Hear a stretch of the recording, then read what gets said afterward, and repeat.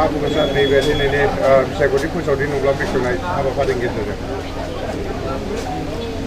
दिनै बे जलाइस्रि बाजारनि लांगोनायाव दिनै इउपिपिएल साब स्टारिं कमिटि जोङो खुलिबाय आरो बे खुलिनाया जाहैबाय दिनै जोंनि इउपिपिएलखौहाय मोनसे गोजोन खौसेथि आरो मोजांथार बे दिननि थाखाय पाब्लिकनो जोङो खिन्थाहरनो सानबाय आरो दिनैनि बे मोजां समखौहाय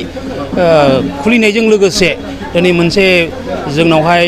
बेखौ खुलिनाय लोगो लोगो जोंनि इउपिपिएल पार्टिया साफ्रोमबो मिथिनो हाबाय जे फैगोन 22 तारिखआवहाय मोनसे इलेक्सन जागोन बेवहाय आरो बे इलेक्सनावहाय भटखौ होनानै जोंनि दानि केन्डिडेटखौ जयजुक्त खालामनो जोङो जेब्लायबो रेडि जानानै थाबाय।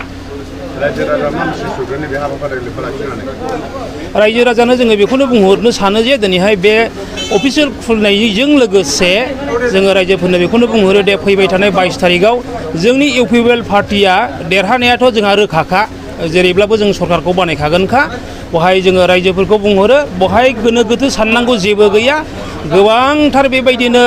गुबुन गुबुन पार्टिफ्रा फैनानै बुंफैयो दिनै जोंखौहाय बे बेलायावहाय जोंखौ देरहानो हानाय नंला होननानै नाथाय बिसोरनि बुंनाय बायदि नङा दिनै जोङो गोबां जायगायावहाय बेरायनानै मोनबाय आरो दिनै जोंनि माबाया मा होननानै बुङो साब कमिटि खुलिनाया नैबे फार्स्ट आरो जों गोबां मिटिंफोरखौ बानायबाय मोनफ्रोमबो जायगायाव गामि आरो मोनफ्रोमबो जाथि माहारि आदिबासि बर' बेंगलि जेसेबां जाथि दं दिनै इउपिपिएल पार्टिखौ भट होनानै बिसोरो देरहाहोनो थाखाय बयबो रेडि जाबाय साखाफारा जानानै दङ।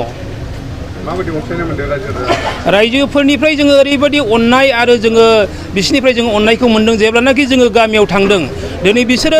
होनदों जोंखौहाय गोबां बोसोर 17 बोसोरनि गेजेरावहाय बेबायदि सान हर थांनो हायामोन जोंनि फिसा फिसौफ्रा स्कुलफ्राव फरायनायावहाय गोब्राब जायोमोन बिजनेसफोर मावनो हायामोन नाथाय दिनै इउपिपिएल फैनाय लोगो लोगो गोबांथार आसनि फिसा फिसौ स्कलारशिप अनसाय बिथांखि बायदिसिना रोखोमनि गोबां मोनबाय आरो गोबां बेबायदिनो साबायखर बावनाय थादों बिनिखायनो दिनै